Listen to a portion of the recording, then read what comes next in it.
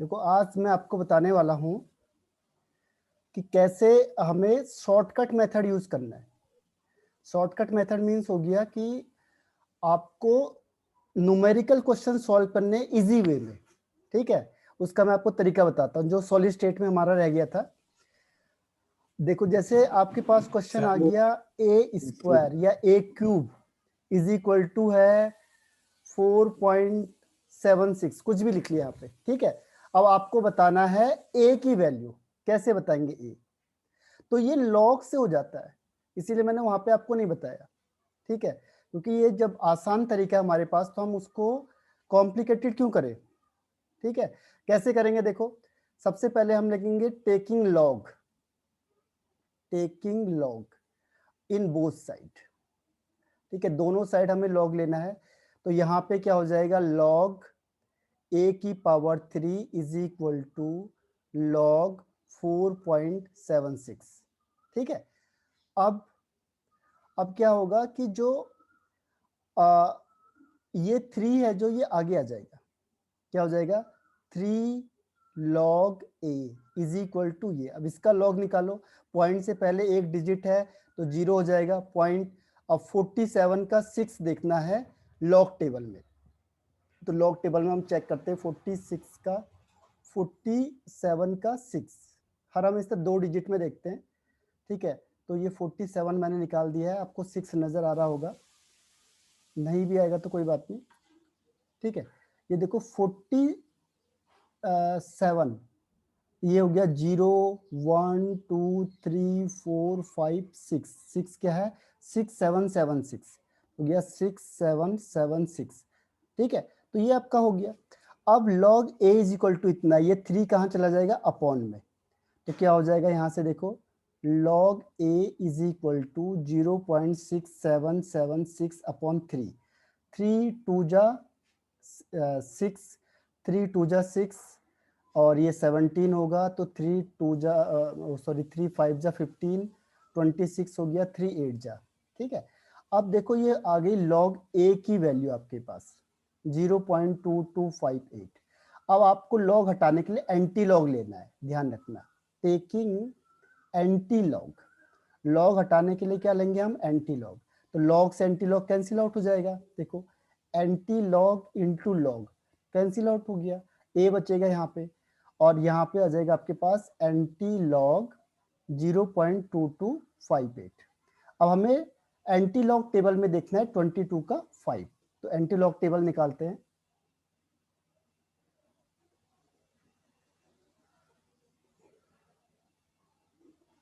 Twenty two, अब देखो इसमें 22 कहाँ पे दिख रहा है आपको, इसमें दिखेगा, एक मिनट, हाँ। तो इससे कितनी भी हार्ड कैलकुलेशन को आप आसान बना सकते हो। देखो आज मैं तरीका बता देता हूँ आपको। 22 ये है, 22 का 5 क्या हो गया 0 1 2 3 4 5, ये हो गया 1676, ठीक है। पॉइंट के पहले एक पॉइंट में वो लग जाएगा डेसिमल। 22 का 8, देखो 22 का 8 यहाँ से स्टार्ट करेंगे, तो ये हो गया आपका 1 2 3 4 5 6 7 8, 8 3 है आपका, तो 3 लास्ट में ऐड हो जाएगा, ठीक है। तो आंसर कितना आ जाएगा 1.679, तो ये आपका आंसर हो गया। देखो अगर आप एक क्यूब निकालो, यानी कि अगर आप इसे क्यूब रूट करते हो तो क्यूब रूट का आंसर आप मोबाइल में चेक करके देखो, तो ये आएगा 1.679, ठीक है। तो ये आसान है बिल्कुल calculation. Clear? Is it clear? Yes no? No sir. No? Okay चलो बताता हूँ आपको, देखो। सर दोबारा बता दो। हाँ, जैसे कोई भी एक एग्जांपल ले लेते हैं, हम दूसरा एग्जांपल लेते हैं, a3 a cube is equal to कुछ भी लिख लिया आपने, आंसर आ गया आपका 7.58 आ गया, ठीक है। अब हमने क्या करना है, इसमें पहले दोनों साइड लॉग लेना है, taking log in both side. दोनों साइड लॉग लेंगे तो क्या हो जाएगा यहाँ पे log a cube is equal to log 7.58, ठीक है। अब आपको मैंने रूल क्या बताया था, देखो log m की power n is equal to, ये n आगे आ जाता है जो भी पावर वाला होता है, n log m, ये रूल आपको याद करना पड़ेगा। तो ये 3 आगे आ जाएगा, ये हो जाएगा 3 log a is equal to, अब यहाँ पे जो भी वैल्यू होगी आपको लॉग निकालना पड़ेगा उसका, ठीक है। अब लॉग में देखो पॉइंट से पहले एक डिजिट है तो 1 माइनस 1 यानी 0 पॉइंट। अब हमने क्या करना है, 75 का 8 देखना है लॉग टेबल में, तो मैं लॉग टेबल निकालता हूँ, ठीक है। लॉग टेबल में हम चले गए 78, देखो कहाँ गया, एक मिनट, हाँ लॉग टेबल में 78 ये है 78। अब 78 का, 75। सॉरी 75 का, 75 ये है, 75 का 8 ये हो जाएगा 8797, तो यहाँ पे आप लिखेंगे 8797, ठीक है। अब ये देखो ये मल्टीप्लाई में है तो ये यहाँ आएगा तो डिवाइड में हो जाएगा, तो हो जाएगा log a is equal to 0.8797 upon 3, 3 से इसे कैंसिल आउट करोगे, देखो 3 2 जा 6, 27 हो गया, 3 9 जा 27, 3 3 जा 9, 3 2 जा 6, ठीक है। तो ये log a आ गया। अब कभी भी ध्यान रखना आपको log हटाना है तो एंटी लॉग लाना पड़ेगा मेरे पास, तो ये आंसर आया मेरे पास इतना, लेकिन मेरे पास लॉग में, तो मैंने कहा taking anti log in both side, यानी दोनों जगह मुझे एंटी लॉग से मल्टीप्लाई करना पड़ेगा, तो लॉग और एंटी लॉग कैंसिल आउट हो जाते हैं, तो यहाँ a बचेगा और इसका आपको एंटी लॉग निकालना पड़ेगा। फिर हम एंटी लॉग टेबल में जाएंगे और इस वैल्यू को निकालेंगे। एंटी लॉग कैसे निकालते हैं, पॉइंट से पहले 0 है तो 10 की पावर 0 हो जाएगी 0, ठीक है। अब 29 का 3 देखो, फिर 29 का 2 देखो, इसमें लॉग एंटी लॉग टेबल में, तो फिर मैं एंटी लॉग टेबल में जाऊंगा, 29 यहाँ पहुंच गए हम, ये देखो 29 आ गया है ये 29। अब 29 का 3 देखो, 0 1 2 3, ये है आपका 1963, पॉइंट यहाँ लगा दिया। अब 29 का 2 देखो, फिर 29 का 2 यहाँ देखना है, देखो मीन डिफरेंस में चौथा वाला यहाँ पे आएगा 1, तो लास्ट में 1 ऐड कर दो, तो ये हो जाएगा आपका 1.964, 10 की पावर 0 का मतलब 1। तो अगर आप कैलकुलेटर है आपके पास या मोबाइल है तो उसमें आप चेक करोगे कि इसका क्यूब रूट कितना आएगा, जैसे मैंने लिखा a is equal to cube root of 7.58, तो इसका आंसर आप चेक करोगे तो आएगा 1.964। अगर आपके पास मोबाइल है तो you can check your mobile in your mobile, ठीक है। तो क्या होगा, ये आसान तरीका है, देखो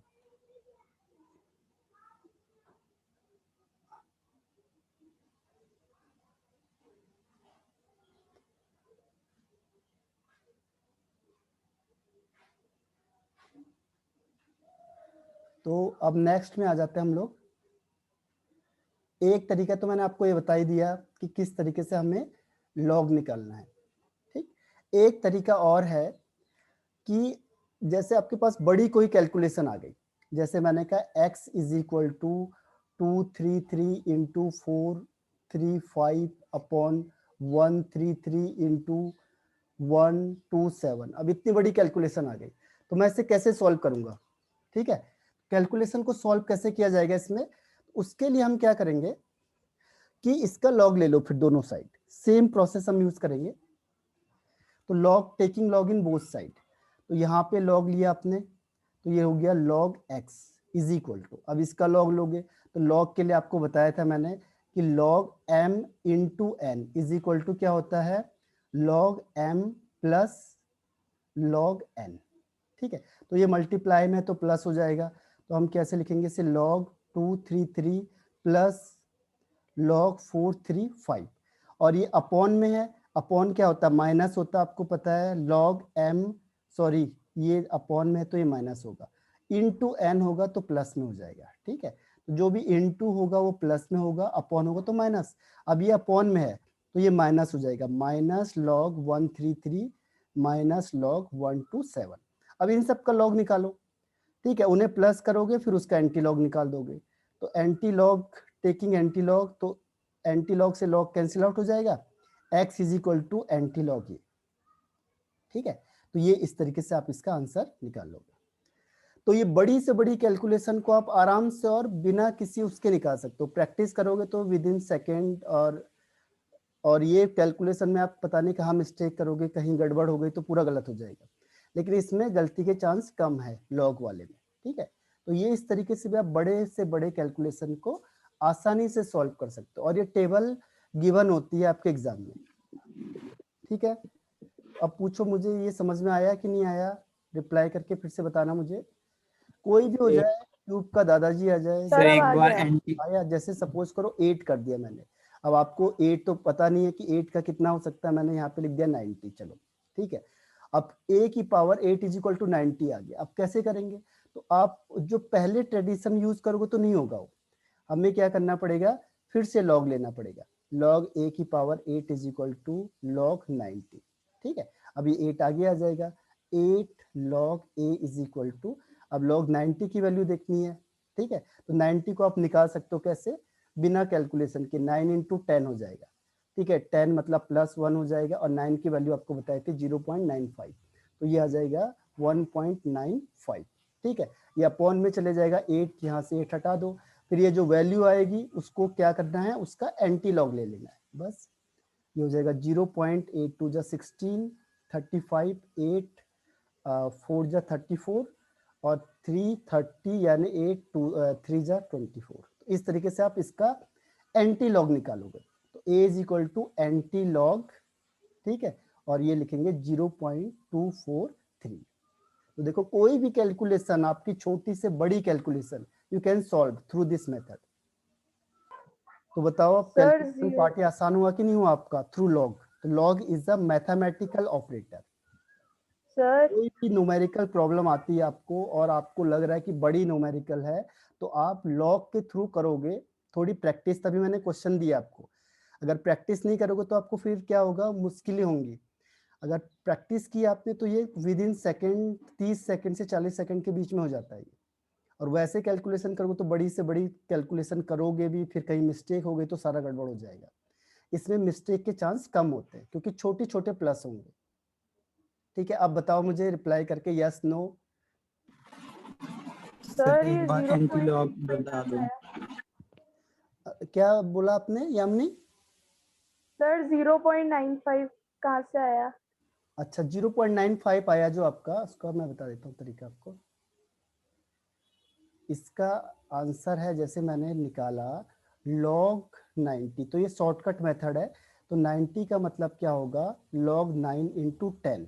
ठीक है, अब मैंने कहा m इंटू n होगा, तो इसको हम लिख सकते हैं log 9 प्लस log 10। ठीक है, log 10 की वैल्यू 1 होती है, और log 9 की वैल्यू आपको कल बताई थी 0.95 पे, याद करनी है आप लोगों को। 1 से और 10 तक का पूरा याद करना है, तो ये हो जाएगा 1.95। तो लॉग में ध्यान रखना कि 10 की कितनी भी पावर होगी उसकी वैल्यू उतनी ही होती है। ठीक है, जितने जीरो होंगे या जितने पावर होंगे। ठीक है, अब बताओ मुझे, यस सर क्लियर है। क्लियर है? और इसके अलावा किसी को डाउट?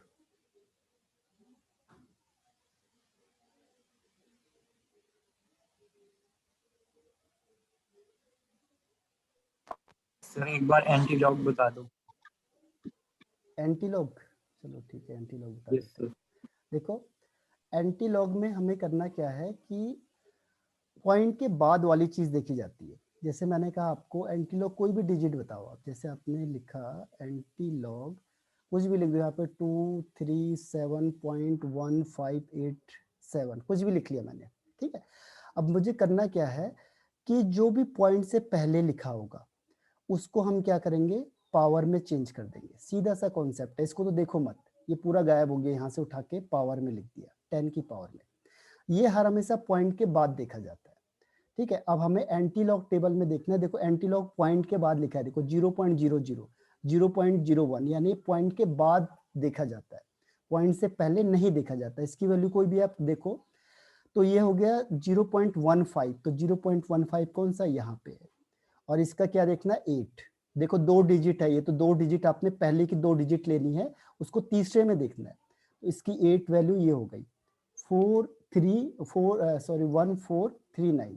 तो इसका रूल क्या है कि एक डिजिट के बाद पॉइंट लगाना आपने। फिर 15 का 7 देखना मीन डिफरेंस में, ये मीन डिफरेंस में 3 आ गया, देखो इसी लाइन में जाओगे आप, तो ये वाली कौन सी वैल्यू है 7, ये 7 में सॉरी 7 की 2 है वैल्यू 2, तो Yes, यहाँ sir, 2 है। लास्ट में 2 ऐड कर दो, तो 144.1 इंटू 10 की पावर 237। कई बार वो ऐसे दे देता है, देखो अगर उसने दे दिया आपको, जैसे मैंने क्वेश्चन दिया था 8000.000, ठीक है, तो इसका सीधा आंसर होगा 10 की पावर 800। देखो 00 का 00 देखेंगे आप, यहाँ देखो 00 ये है, इसका 0 देखो कितना आ रहा आंसर 1 आएगा, ठीक है, इसको आपको दिख नहीं रहा होगा, अभी दिखाता हूँ, ये देखो ये 00 का 0 देखो तो 1 आ रही वैल्यू, देखो 1, तो ये 1.000 इंटू, तो ये 1 वैल्यू आती है, ध्यान रखना, यहाँ आप 00 का 0 देख के 0 कर दोगे, ये 00 का 0 की वैल्यू होती है 1, तो ये हो जाएगा 1 इंटू 10 की पावर 800। तो इस तरीके से एंटी लॉग सर, कैलकुलेट करते सर ये तो 1000 विदाउट है। टेबल वाला हैं। सर, विदाउट टेबल वाला। विदाउट टेबल के लिए क्या कर सकते हैं, देखो विदाउट टेबल के लिए आपको थोड़ा सा क्या करना पड़ेगा, अप्रोक्सीमेट में लेना पड़ेगा, ठीक है। अप्रोक्सीमेट में क्या होगा कि जैसे आपने कुछ भी वैल्यू, पहले छोटी मोटी बताता हूँ, आगे हार्ड बताएंगे। जैसे मैंने लिख लिया log 8.76, ठीक है, तो इसको मैं क्या करूंगा, 2 पार्ट में तोड़ दूंगा, यहाँ से तोड़ो इसे 2 पार्ट में, जहाँ पे कौन सा है पॉइंट है, पॉइंट से पहले और बाद के 2 पॉइंट में तोड़ दो इसे, ठीक है। अगर ये प्लस वाला तो कोई दिक्कत नहीं, इसे लिखेंगे 8 + 0.76, ठीक है, और यहाँ क्या आ जाएगा एंटी लॉग, ठीक। अब ध्यान रखना कि जो पॉजिटिव वाला पार्ट है इसको तो सीधा सीधा 10 की पावर में कन्वर्ट कर दो, मैंने आपको कहा था इसको तो छेड़ना ही नहीं है। अब इसका देखो कि इसमें लॉग की कौन सी वैल्यू जो इतनी आती है, तो कल मैंने आपको बताया था कि log 6 इज इक्वल टू कितना था, log 6 की वैल्यू 0.77, तो ये 0.776 की वैल्यू यानी कि इसकी वैल्यू 6 लिख सकते हो आप, तो ये अप्रोक्सीमेट में आता है, ध्यान रखना, ठीक है, ये ध्यान रखना, इसको ये मल्टीप्लाई में चला जाएगा, यहाँ मल्टीप्लाई 6 हो जाएगा, तो इसका आंसर हो जाएगा 6 इंटू, तो जो भी आपके पास इस रेंज में आएंगे उसके अप्रोक्सीमेट में देखना आपने, जैसे log 1 is equal to 0, log 2 is equal to 0.3, log 3 is equal to क्या था 0.4771, log 4 इज इक्वल टू 0.6, ये याद करना। अगर एंटी लॉग आ गया और एंटी लॉग में 0.6 लिखा है तो उसकी वैल्यू 4 हो जाएगी, ध्यान रखना, यही इसका शॉर्टकट है। 5 होगा तो लगभग 7 लिख सकते हो या 0.699, अगर log 6 है तो उसका हो जाएगा 0.77, इसके आसपास होगा तो आप इसे लिख सकते हो, ऐसे log 7 की वैल्यू होगी 0.85, इसके आसपास होगा तो आप 7 लिख सकते हो, तो ये अप्रोक्सीमेट में आएगा आपके पास। फिर log 8 होगा तो इसकी वैल्यू आ जाएगी 0.9, और log 9 होगा तो 0.95, और log 10 होगा तो 1, ठीक है। हाँ अब बताओ मुझे रिप्लाई करके, यह इजी मेथड कि आप कैसे किसी भी चीज को आसान बना समझ। बताओ क्या आया। यस सर, आ गया समझ। Okay, yes sir. तो बस यही है, कैलकुलेशन के लिए सबसे इजी मेथड है लॉग का, इसीलिए मैंने पहले कैलकुलेशन आपको नहीं बताई उतनी, क्योंकि उसमें टाइम टेकिंग बहुत ज़्यादा होता, ठीक है। अब इस लॉग से करोगे तो बड़े से बड़े कैलकुलेशन को आप आराम से एक्यूरेसी के साथ सॉल्व कर सकते हो आप लोग, ठीक। तो अब आगे बढ़ता हूँ मैं, आज के टॉपिक में आ जाते हैं। ये हो गया मेरे ख्याल से, इसको मैं हटा देता हूँ।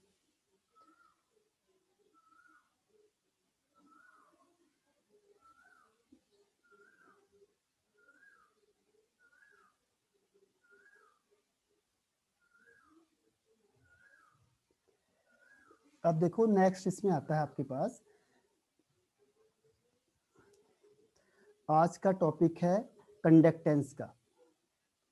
इसे जल्दी जल्दी देखते जाना, क्योंकि इलेक्ट्रोलाइटिक कंडक्टर, इसी के अंदर सारी हेडिंग आएंगी और ये आपने लगभग पहले पढ़ा भी होगा। First is conductance. Conductance generally होता है is to conduct electricity. Is to conduct electricity, यानी कौन कितनी, किसकी एबिलिटी कितनी ज्यादा है इलेक्ट्रिसिटी को कंडक्ट करने के लिए, वो कंडक्टेंस हो गया। जैसे मैंने कहा एक आपके पास हो गया, एक वायर आपके पास सिल्वर की, एक वायर आपके पास कॉपर की, और एक वायर है एल्युमिनियम की। तो इसमें से सबसे ज्यादा अच्छा कंडक्टर कौन सा है बताओ, एल्युमिनियम है, कॉपर है, या सिल्वर है? Which one is sir best? Silver. Sir silver. हाँ, तो सिल्वर सबसे ज्यादा है, फिर कॉपर है, फिर एल्युमिनियम है। इसीलिए हम सिल्वर का क्यों नहीं बनाते हैं, क्योंकि सिल्वर कॉस्टली होता है बहुत ज्यादा, ठीक है। तो सिल्वर कॉस्टली होता है इसलिए हम सिल्वर को बनाते नहीं है। अब इसके अलावा यहाँ पे सेकेंड स्टेप है आपके पास, तो कौन कितनी इलेक्ट्रिसिटी कंडक्ट करेगा, अपने से थ्रू इलेक्ट्रिसिटी को जाने देगा, वो उसका कंडक्टेंस हो गया, ठीक है। अपने थ्रू वो कितनी इलेक्ट्रिसिटी को पास कर रहा है, दैट इज कॉल्ड कंडक्टेंस, ठीक है। कंडक्टेंस समझ में आया सबको, ठीक है। कंडक्टेंस का मतलब क्या हुआ कि जो अपने थ्रू इलेक्ट्रिसिटी को क्या करेगा, कंडक्ट करेगा, अलाउ करेगा इसको, करंट या इलेक्ट्रिसिटी को अपने थ्रू पास जाने के लिए, ठीक है। जिससे उसके थ्रू जितनी ज्यादा इलेक्ट्रिसिटी जाएगी, अमाउंट ऑफ इलेक्ट्रिसिटी या अमाउंट ऑफ करंट जो वो अपने थ्रू क्या करता है, पास होने देता है, उसे कंडक्टेंस कहते हैं। इसको डिनोट करते हैं, डिनोटेड बाय सी और जी, डिनोटेड बाय सी और जी, ठीक है। अब इसका एक और फॉर्मूला है, इसको अगर ये नहीं आ रहा आपको तो एक और डिफाइन है, लेकिन वो कम चलती है, that is called it is reciprocal of, it is reciprocal of resistance. जिसका रेजिस्टेंस ज्यादा होगा उसका कंडक्टेंस कम हो जाएगा, सीधी सी बात है, ठीक है। रेजिस्टेंस ज्यादा तो कंडक्टेंस कम।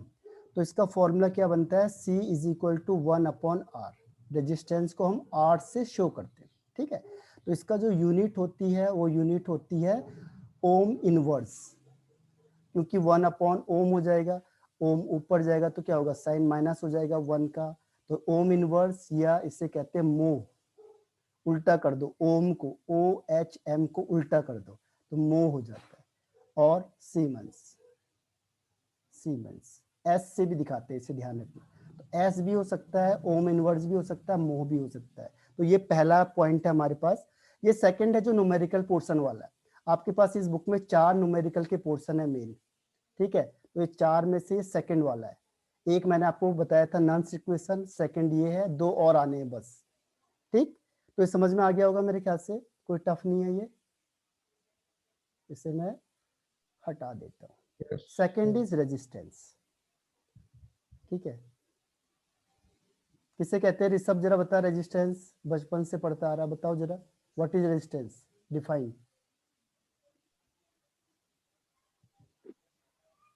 सर मैं बताऊं। सर इलेक्ट्रिसिटी का अपोज करता है। ऋषभ देखो, opposition to the flow of current या इलेक्ट्रॉन, ठीक है, in electric circuit, that is called resistance, ठीक है। तो इसका मतलब क्या हुआ कि जो फ्लो ऑफ करंट हो रहा है उससे रोकता ही, ऑब्स्टेकल का काम करता है, अपोजिशन कह लो या ऑब्स्टेकल कह लो, ऑब्स्टेकल यानी कि इसे क्या करेगा, रोकेगा, किसको, करंट की जो स्पीड होती है, फ्लो होता है, उससे रोक देता है। जैसे आप गाड़ी चलाते हो तो आपने देखा स्पीड ब्रेकर लगे होते हैं यहाँ पे, स्पीड ब्रेकर जो होते हैं आपके पास वो किसका काम करते हैं, रेजिस्टेंस का। ये आपकी स्पीड को कम कर देते हैं। आप आ रहे हो यहाँ से, ठीक है, 50 किलोमीटर पर आवर्स, तो यहाँ पे आपकी स्पीड हो जाएगी 10 किलोमीटर पर आवर्स, यानी आपकी स्पीड को कंट्रोल करने के लिए ये स्पीड ब्रेकर लगाया जाता है। ऐसी रेजिस्टेंस भी इसी काम में यूज होता है। तो ये आपने फिजिक्स में अच्छा पढ़ा होगा। तो रेजिस्टेंस हो गया opposition to the flow of current in electric circuit, ठीक है। ऑब्स्टेकल का काम करेगा यानी रोकेगा, इसे रिप्रेजेंटेड करते हैं आर से, और इसकी यूनिट होती है ओम, OHM, ठीक है। तो इसमें इतना ही है। सेकंड पॉइंट रेजिस्टेंस भी क्लियर होगा क्योंकि आपने पहले से पढ़ा है ये। अब हम थर्ड पॉइंट में चलते हैं, रेजिस्टिविटी पे। किसी को पूछना है इसमें तो पूछ सकता है, बताओ, एनी क्वेश्चन?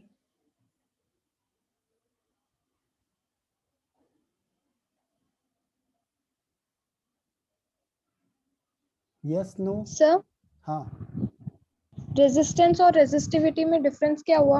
हाँ, अब मैं उसी में आ रहा हूँ। थर्ड पॉइंट इज रेजिस्टिविटी, उससे आपको क्लियर हो जाएगा। ठीक है, तो मैं थर्ड पॉइंट में आता हूँ, दैट इज रेजिस्टिविटी। तो इसमें तीसरा पॉइंट पे आते हैं हम लोग, रेजिस्टिविटी पे। तो रेजिस्टिविटी देखो,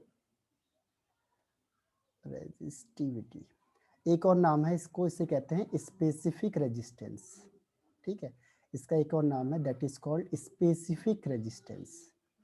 तो स्पेसिफिक रेजिस्टेंस या रेजिस्टिविटी होती क्या है कि ये रेजिस्टेंस ही होता है एक्चुअल में, the resistance of the conductor, resistance of the property होती है। कंडक्टर।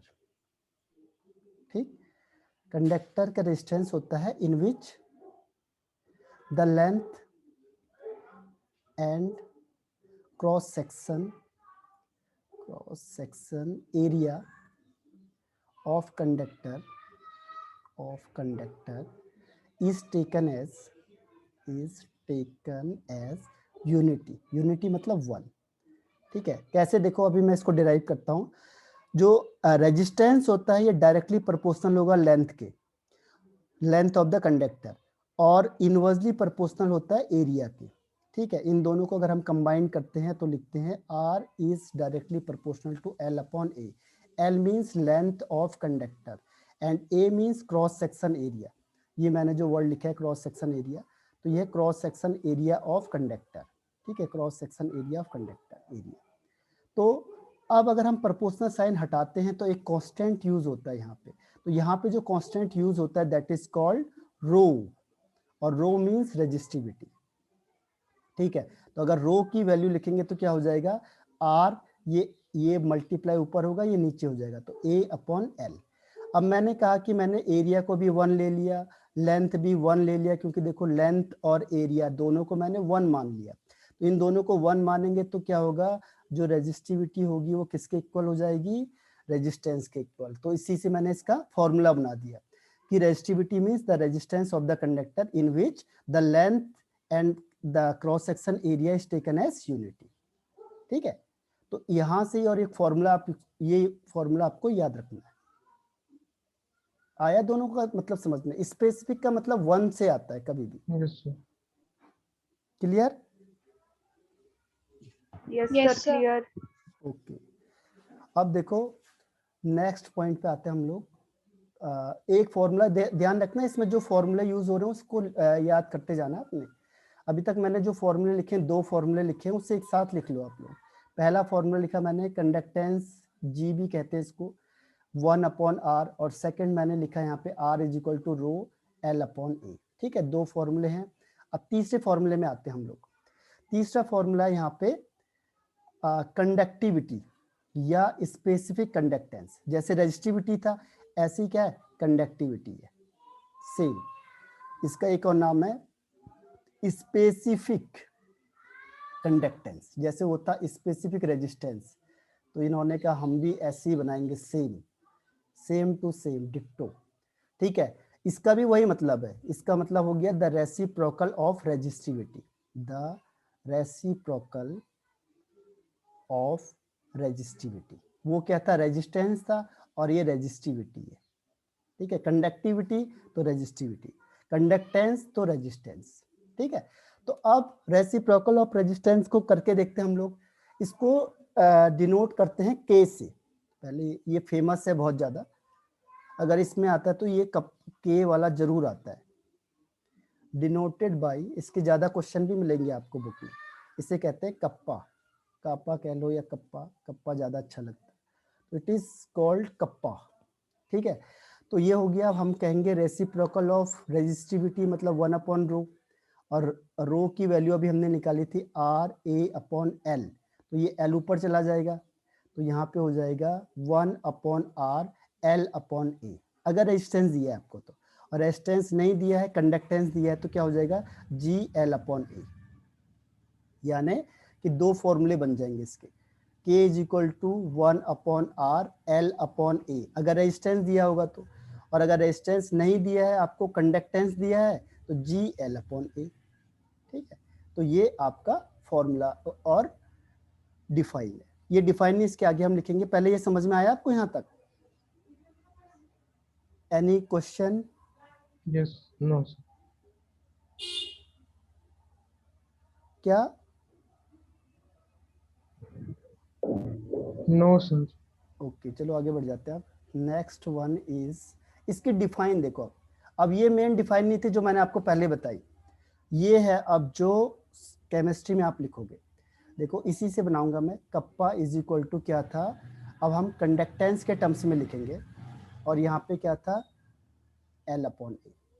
ठीक है, तो L/A, क्योंकि जब केमिस्ट्री आप पढ़ोगे तो केमिस्ट्री में लेंथ या एरिया को नहीं लेते हम, तो हम उसकी जगह पे लिखते हैं 1 सेंटीमीटर क्यूब सॉल्यूशन, यानी कि वॉल्यूम ले लेते हैं हम जनरली।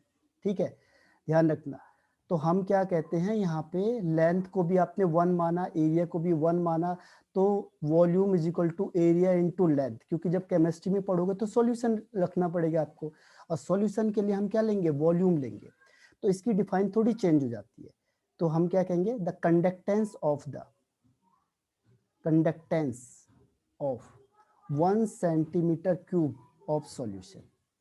कंडक्टेंस, क्योंकि ये कंडक्टेंस है, कब, जब हमने इसको 1 मान लिया, तो इसको 1 इनडायरेक्टली माना हमने, क्योंकि इनडायरेक्टली क्यों, वॉल्यूम लिया हमने। ठीक है, तो वॉल्यूम के लिए 1 सेंटीमीटर क्यूब ऑफ सॉल्यूशन। क्योंकि केमिस्ट्री में आप क्या करोगे, जब आप वॉल्यूम लोगे तो आपको क्या करना पड़ेगा, लेंथ और एरिया को मल्टीप्लाई करना पड़ेगा। तो इसीलिए हमने ओवरऑल इसे क्या मान लिया, यहाँ पे 1 मान लिया।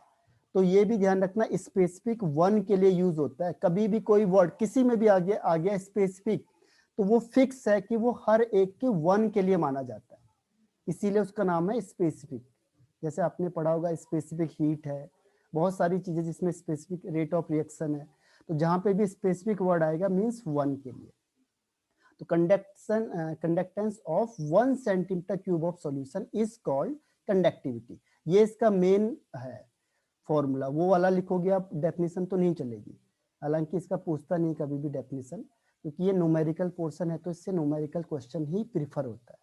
ठीक है, और लॉजिकल में आगे बताऊंगा आपको कौन से कॉन्सेप्चुअल क्वेश्चन कहाँ से आएंगे, कहाँ से न्यूमेरिकल क्वेश्चन पूछे जाते हैं।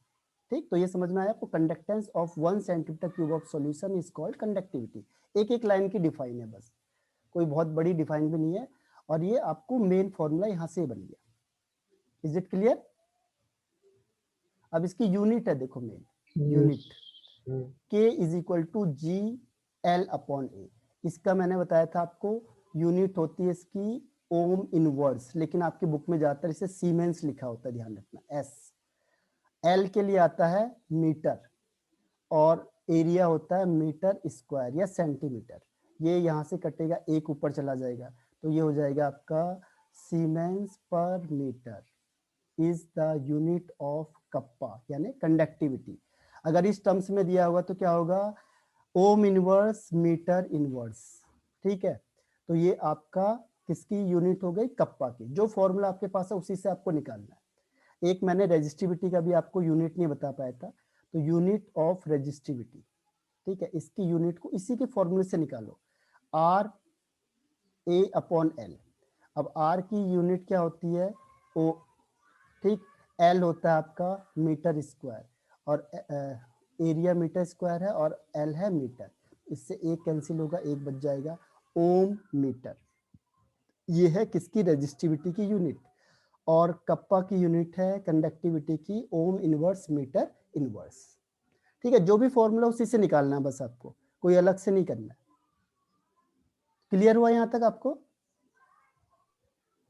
चार हेडिंग्स क्लियर हुई है, conductance, resistance, conductivity and resistivity. आगे बढ़ जाऊं? सर ये वाला प्लीज एक बार प्लीज एक्सप्लेन कर दीजिए। कौन सा वाला? यही वाला जो अभी आपने बताया। ये रेजिस्टिविटी का यूनिट। Yes sir. ओके, देखो यूनिट कभी, सर एक्चुअली आपकी आवाज बहुत कट रही है ना बीच बीच में, तो इसीलिए प्रॉब्लम आ रही है। अच्छा, वो हो सकता है आपका नेट होगा, क्योंकि मुझे लगता नहीं कि आवाज सही ना, पर देख लो फिर भी, हाँ जी सर, हाँ जी। है ना, आपके नेट का कनेक्शन जा रहा होगा बीच में। तो यूनिट ऑफ रो है हाँ जो जी आपका, फॉर्मूला लगा दो बस, रो इज इक्वल टू क्या होता है, आर, और यहाँ पे होता है ए इंटू एल। बस अब जो रेजिस्टेंस है उसकी यूनिट हमें पता है, ओम होती है, एरिया होता है मीटर स्क्वायर या सेंटीमीटर स्क्वायर, और लेंथ का मतलब होता है मीटर। तो 1 मीटर से 1 मीटर कट जाएगा, 1 मीटर अभी भी बच जाएगा आपके पास, तो बस ये हो जाएगा आपके पास ओम मीटर। ये आपका रो की यूनिट हो गई, ओम मीटर। ठीक। और अगर मैंने कहा आपको कप्पा की यूनिट बताओ, कप्पा इज इक्वल टू क्या होता है, कंडक्टेंस एल अपॉन ए, और कंडक्टेंस क्या होता है अभी बताया था, ओम इनवर्स, या फिर इसे सीमेंस भी कहते हैं। और एल का मतलब हुआ मीटर, और ए का मतलब हुआ मीटर स्क्वायर। ठीक है, तो इससे ये ऊपर जाएगा तो 2 माइनस 1 माइनस 2 होगा, यानी -1 हो जाएगा। ठीक है, तो ये हो जाएगा सीमेंस मीटर इनवर्स या ओम इनवर्स मीटर इनवर्स। ठीक है, तो इनमें से कोई भी बुक में दिया जा सकता है। क्लियर हुआ आप? Yes sir. ओके, आगे बढ़ जाता हूँ। अभी इसमें देखो 1 मिनट के आसपास है, आप रिज्वाइन कर लो इससे फिर से, क्योंकि ये ऑफ हो जाएगा ऑटोमेटिकली। तो इसको सेम नंबर पे आप रिज्वाइन करो।